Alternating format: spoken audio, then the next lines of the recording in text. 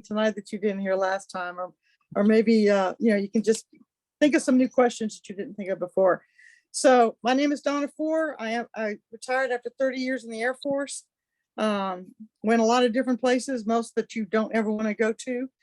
I went on 9 deployments, basically all over Europe, Central and South America, Asia, of course, the Middle East, Africa, Iceland, which was a very interesting place to go. I can actually recommend it, and Australia.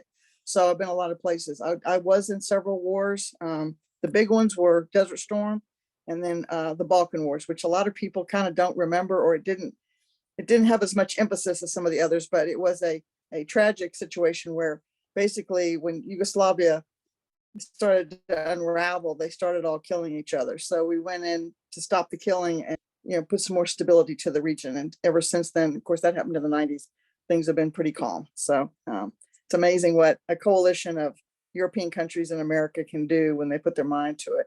And it's eerily similar to what we see in Ukraine, where basically men, women, and children are all being just, annihilated. So different place and different kind of circumstances, but very similar kind of tactic where an enemy just tries to obliterate another, set of people. So it's a really tragic thing when you see that. My contact information is here on this slide. I'll also be putting it into the chat. And if you have any questions and want to follow up with me, please do. You can also ask questions, when we're done with the slides. I only have a few, so it won't take long. I also do represent Mutual of Omaha, but I'm also an independent agent with them, so I can represent other companies. And so if there's something you need, and it's not necessarily something Mutual of Omaha offers, I can certainly work with another company to get you what you need. So what we're going to talk tonight is retirement planning, right? Most of the people in this room must be either working on or have worked on their retirement plan, right, at some point. Now, why is retirement plan important? Well, to be honest, from the first it's in school or as an adult, you ought to be putting some money away for retirement, because we all want to retire with a nice nest egg. We want to have something to fall back on, because how many people in here think that Social Security is going to be the same after, say, in maybe 10 years? It's probably not going to be the same. The government's already warned us that they're restructuring it in 10 years. Now, normally when the government restructures the program, that's not necessarily a good thing. They'll have to change the benefits and possibly reduce the payouts to the participants. So if you thought that Social Security would provide a nice nest egg for you, you need another backup plan to that, because Social Security is getting a bit wobbly. What basically happened was the government had other priorities, and they basically raided the Social Security fund to fund other things. I'm sure they were important at the time, but now it's made the Social Security pot a little emptier than it should be. So what we want to talk about today is these buckets of money for retirement, right? We all should have multiple buckets where we're putting money for retirement. Don't rely on one thing. I know a lot of people have 401ks at work, or they had 401ks at work, and they think, well, I'll just build up my 401k and that'll solve everything. It might, but do you think the people that have 401ks right now during this economy are happy with them? Definitely not. Most of my clients, when I talk to them and have a 401k, are very unhappy with them. 1 month, they're kind of okay. The next month, they've lost quite a bit. I recently sat down with a woman who was basically, her 401k was bleeding out, and she actually had a paid financial advisor. I work for free, but she had, a paid financial advisor from one of those national brands that you see ads on every day. And he didn't warn her or talk to her about the fact that her 401k was going down the drain. And when I pointed it out to her, we were able to put together some ideas. So it's really important, if you have a 401k right now, a 403b, any kind of retirement plan, talk to your financial advisor frequently and make sure it's performing the way you want it to. And if it's not, consider redirecting some of the funds you would put in the 401k into something with more stability. And those other vehicles are available. And for everybody on this call, I don't care how old or young you are, if you don't have a Roth IRA, you need to get one right away, okay? A Roth IRA is a post-tax IRA. So you never get taxed on it again. You've already paid the taxes on it. And you don't have to touch it for a long, long, long time. Now, the minimum amount you can put into a Roth is less than other vehicles for retirement, but still, It's got, some nice benefits to it, particularly from the tax standpoint. So if you don't have a Roth IRA, I encourage you to get one. So we're going to talk about three basic buckets of retirement money. The first one is your taxable bucket. Everything that goes into this bucket, right, which is in the center of the screen, is all taxable. It's your income, right? It's your savings account. It's your money market account, your checking account, your CDs. All of those will earn interest, right, on the money you've got invested in them, but at a very small rate. And all of that is taxable, right? Every year you're going to get some kind of a 1099 or something from your bank or whoever you're doing your financial money with. They'll show you how much you've earned, and then depending on how much you earned in that account, it will be taxable, right? So your taxable bucket is the worst bucket to put most of your money. Would you agree with that? Say yes if you agree with that putting most of your money into a taxable bucket is not the ideal, correct? So anyway, so we'll move on. So your taxable bucket is one where you want the least amount of money going into that bucket because you don't want high taxes. You want to avoid as much of the high tax bucket as possible. But this is what goes in that bucket in addition to your regular income. Okay, on the next slide, we're going to talk about your tax deferred bucket. This is what most people think about when they're okay, went one slide too many. I guess it was anxious for me to get done. Anyway, the second slide talks about your tax deferred accounts, right? Tax deferred accounts are things that we already did. Go ahead. Donna, this is the second slide. Yeah, we just did that one. If you can just advance. Hold on. Is that I'm sorry, the third slide. I apologize. You're right. The first slide was the three buckets. You're right. I apologize. Yeah. Okay. So keep going. Yeah. Okay. So you're all right. This is it. This is the one. Okay. Stay here for a second. So we talked about taxable funds. Now we're talking about tax deferred funds, right? So this is your basic, individual retirement accounts, IRAs, your 401ks, 403bs. If you've ever been a teacher or you worked at a think tank or someplace that's considered educational, most people in the education career field 403b.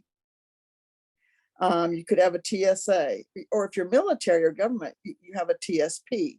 I recently met with a woman who had worked for the federal government for years up in Northern Virginia. She eventually retired, went down to North Carolina because it was a cheap place to live. And she hadn't looked at her TSP in a really long time. And we began to look at it and she said, I don't know what it is. I don't know how it's invested. It seems to be losing money. It's just kind of just not doing much at all. And I said, well, first of all, the government's not matching your contribution because you're now retired, right? Something to remember about all these tax accounts, the day you leave the company or the job goes away or, you retire, the company or the government quits putting a matching amount into your tax deferred plan. So now it's kind of sitting there. It's benefiting from whatever you put in there, but no one's contributing into it anymore, right? It's just kind of sitting there flatlined, right?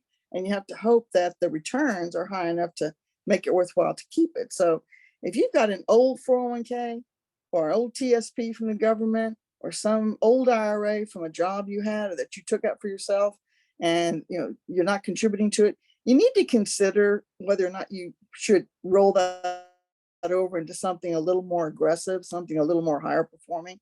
If you're not sure what that should be, talk to me and we'll look at it and see if there's something that you could do with it. Because if you leave it where it's at, because basically when you leave a company, where do you think your 401k goes? It doesn't go with you. It sits back at the company, right? And they're not doing anything with it. So it's not a good idea to just walk away from a 401k, move on to another job or enter retirement, and then not check on things from time to time. Because you're going to get one annual statement typically from that company or that Department of Defense entity you worked for, whether it's the military or the government, right? And in the meantime, you have no idea what's going on with that plan. Now with a TSP, unlike the IRAs and the 401ks, those things are invested in some recognizable things that you'll understand, right? Maybe real estate, maybe stocks, maybe mutual funds. Hopefully your 401k has got some diversity in it. If it doesn't, we need to talk about that. Everybody on this call that has a 401k or IRA or something, you should have a pie chart that you're getting in your annual statement. You need to analyze that pie chart because some parts of a balanced portfolio get out of balance, right?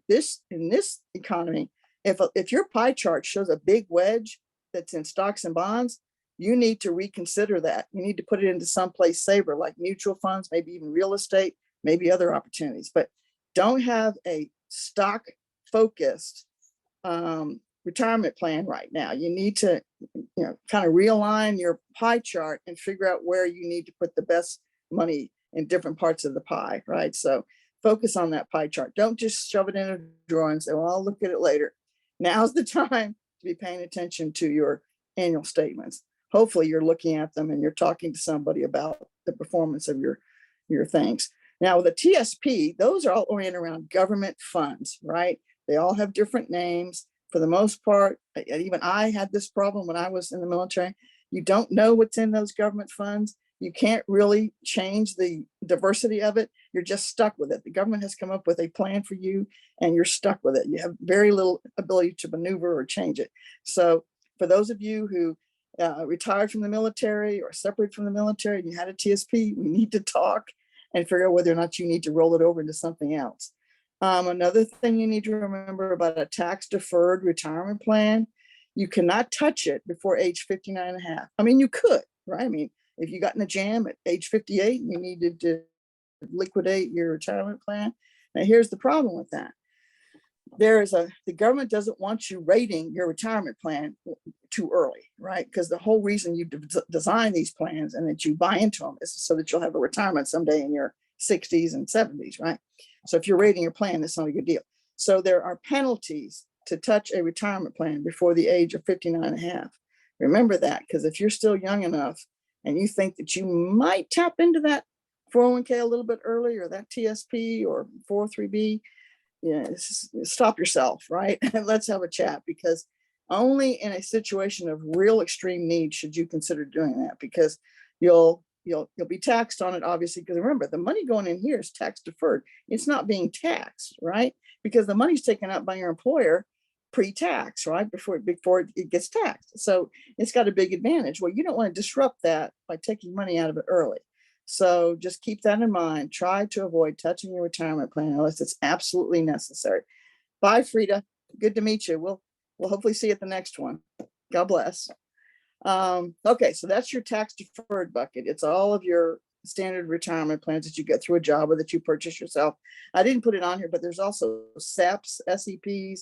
Those are basically retirement plans for, say, a solo entrepreneur, someone who owns their own business and they don't have an employer that sets up a 401k for them, right? A SEP is kind of an IRA for self-employed people, right? And a lot of people, maybe even in this room, have them. So we'll move on to the next slide. So now we've talked about the tax bucket. That's income, that's your bank accounts, your CDs, and your money market accounts, your tax deferred bucket. Now, you can keep all this stuff deferred for quite a long time, but when you turn 72 and a half, the government comes calling, right? Because why do you think that? Because they allowed you to keep this stuff tax deferred for, decades, and now they want their cut, right? So you have to do something called an RMD, a required minimum distribution. I know I'm throwing a lot of terminology at you tonight. So if anybody wants to have their own individual session, we can go through this one by one and, kind of look at what you have and, see what stage you're in with this. So if you're already in your 70s, you probably know what RMDs are, right? Or if you're getting close to 72, you know what RMDs are.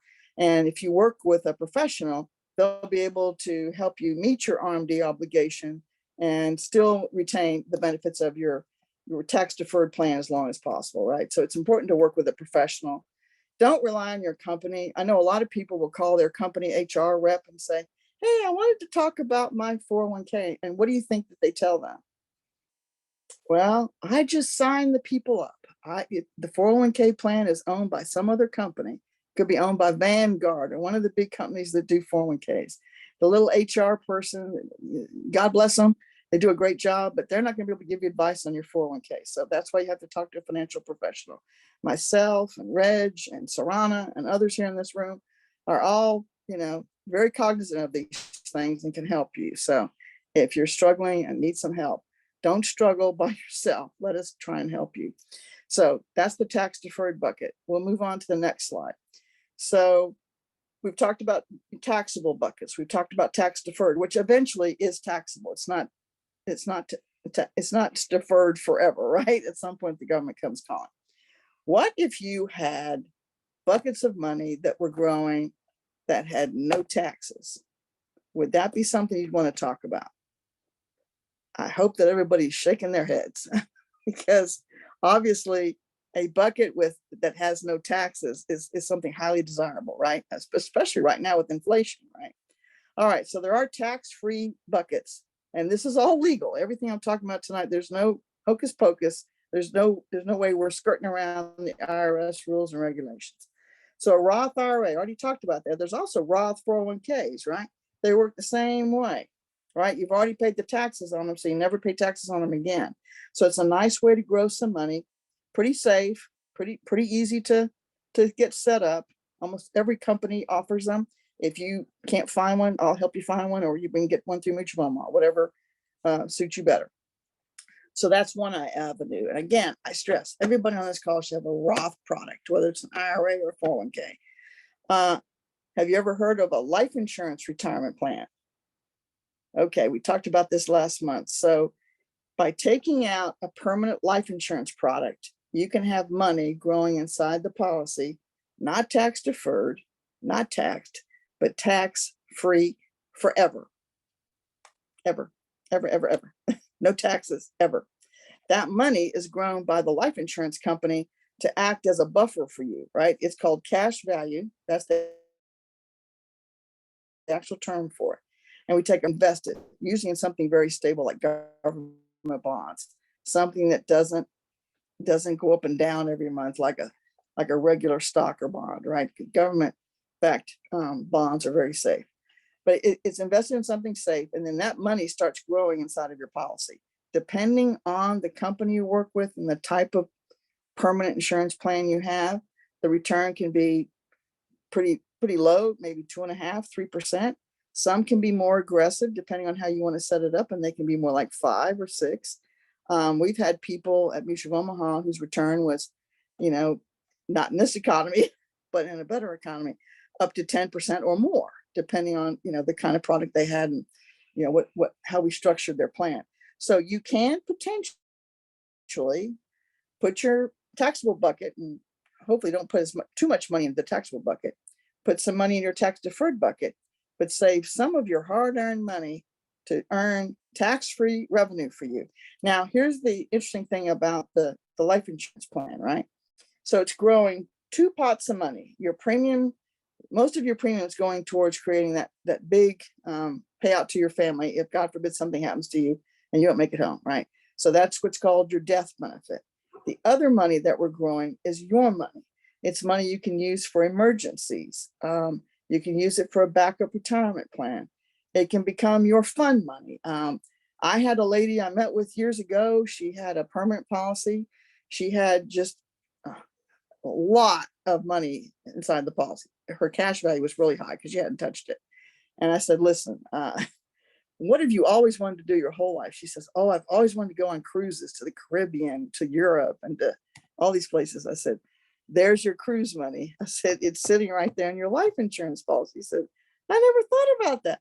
So it can be just a source of fun things for you and your family to do. It doesn't have to go towards retirement if you just want to take it out. Now, here's what's interesting about taking money out of the life insurance policy. Again, it's tax free. So say you need some money to supplement your retirement, right? And you want to take some money out gradually over time. You can't take a monthly distribution because that might look too much like a regular income to the IRS, but you can take out routine distributions, 1,000 here, 1,000 over there, 2,000 over here. And then that's your money for you to spend on anything you want to, right? Again, it's tax free. When we send the money to your bank account, or if you want to check, we send it to your home of record, right? That's a tax-free check. So you don't have to worry about, well, I wanted 1,000, but by the time I got the check, it was 700 because there was 30% taxes applied to it. That's not going to happen with money from a cash value life insurance policy. So here's another kind of interesting thing. Remember, I was telling you, if you paid attention, that you can't touch your 401k or your 403b until you're 59 and a half. Remember that? Now, this life insurance retirement plan, when can you touch that? anytime you want to, right? It's your money that we grew for you, right? And it's not subject to the same parameters and protocols that standard retirement, because it's not a retirement plan, it's life insurance, right? That you can use as a retirement plan. So if you had an emergency at age 50, say some big medical bills are becoming a significant source of bankruptcy in America. So you could pull some money out of your cash value life insurance, pay off that medical bill, and you wouldn't pay that penalty or any taxes on it, because again, it's life insurance proceeds. It's not a standard retirement plan. So it can be a game changer, okay?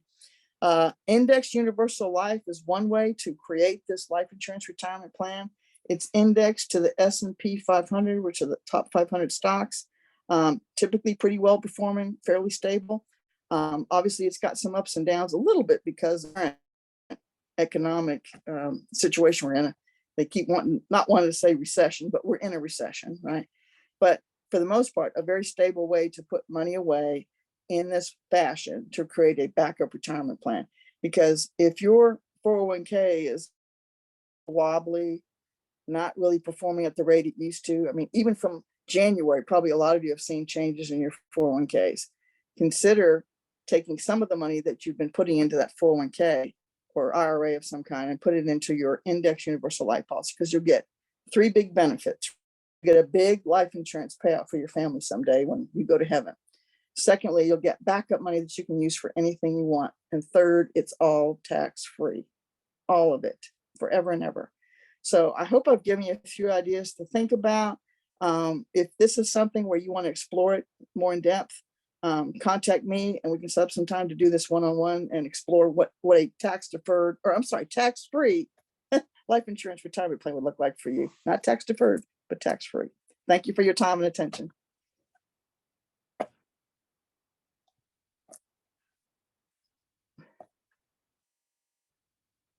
Does anybody have a quick question? Can you turn your videos on? Let me stop recording.